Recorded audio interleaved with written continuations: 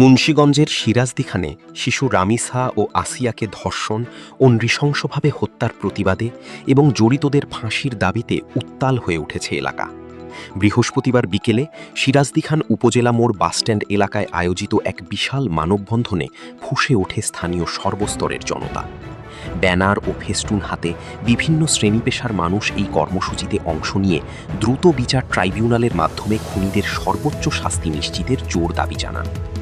মানববন্ধনে বক্তারা ক্ষোভ প্রকাশ করে বলেন, দেশে শিশু ও নারী নির্যাতনের ঘটনা উদ্বেগজনক হারে বাড়লেও অপরাধীদের দৃষ্টান্তমূলক শাস্তি হচ্ছে না, যার ফলে পার পেয়ে যাচ্ছে অপরাধীরা।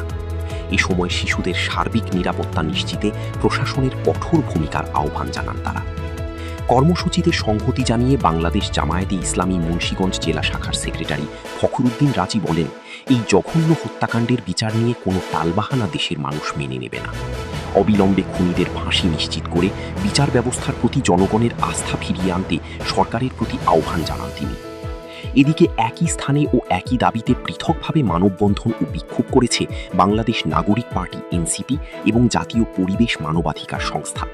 সেখান থেকেও দেশে বিচারহীনতার সংস্কৃতি বন্ধ এবং নারী শিশু নির্যাতন প্রতিরোধে কার্যকর পদক্ষেপ গ্রহণের দাবি জানানো হয়।